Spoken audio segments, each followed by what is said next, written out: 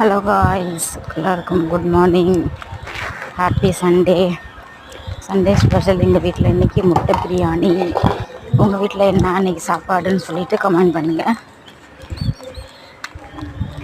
காலையில் எழுந்திரிச்சிட்டு போய்ட்டு முட்டை வாங்கின்னு வந்து எல்லாமே ரெடி பண்ணி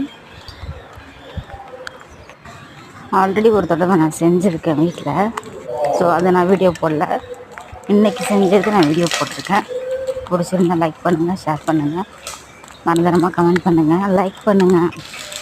ஸோ நீங்கள்லாம் கொஞ்சம் ஷேர் பண்ணிங்கன்னா எனக்கு கொஞ்சம் யூஸ்ஃபுல்லாக இருக்கும், உதவியாக இருக்கும். இந்த டிப்ஸ் நான் கொடுத்துருக்கேன். நீங்களும் வச்சு பார்த்து நீங்கள் ட்ரை பண்ணி பாருங்கள். நான் செஞ்சேன், இதோட செகண்ட் டைம் நான் செஞ்சுருக்கேன் முட்டை பிரியாணி. ஸோ ஃபஸ்ட் டைம் செய்யும்போது சூப்பராக இருந்துச்சு. இப்போது செகண்ட் டைம் செஞ்சு டேஸ்ட்டு பார்த்தேன். ஸோ அதை விட வேறு லெவலாக இருந்துச்சு, நல்லா இருந்துச்சு சாப்பாடு. ஸோ நீங்களும் உங்கள் வீட்டில் ட்ரை பண்ணி பாருங்கள் முட்டை பிரியாணி எப்படி செய்வதுன்னு சொல்லிட்டு. சரிங்களா?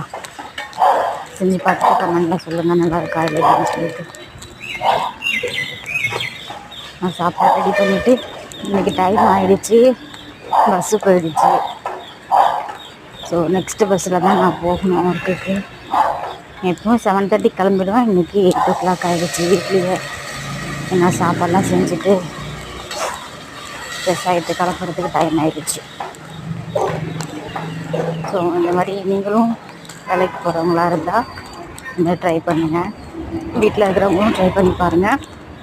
ஸோ பத்திரமாக ஷேர் பண்ணுங்கள், லைக் பண்ணுங்கள், நம்ம சேனலை சப்ஸ்கிரைப் பண்ணி விடுங்க நண்பர்கள். நடந்து போயிட்டுருக்கு எல்லாருமே எக்ஸசைஸ் சொல்லிட்டு, அதான் கொஞ்சம் ஒரு மாதிரி மூச்சு வாங்குற மாதிரி இருக்குது.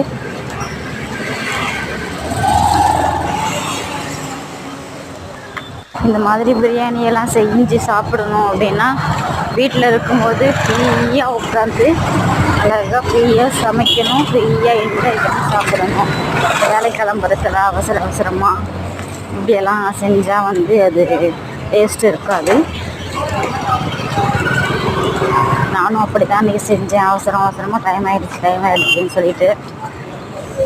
ஆனாலும் பார்த்திங்கன்னா டேஸ்ட்டு நல்லாவே கொடுத்துருக்கு. நான் பார்த்திங்கன்னா எசன்ஸ் எல்லாம் எதுவுமே நான் சேர்க்கலை. ஸோ நார்மலாக இயற்கையாக என்ன செய்யணுமோ அதை தான் செஞ்சேன்.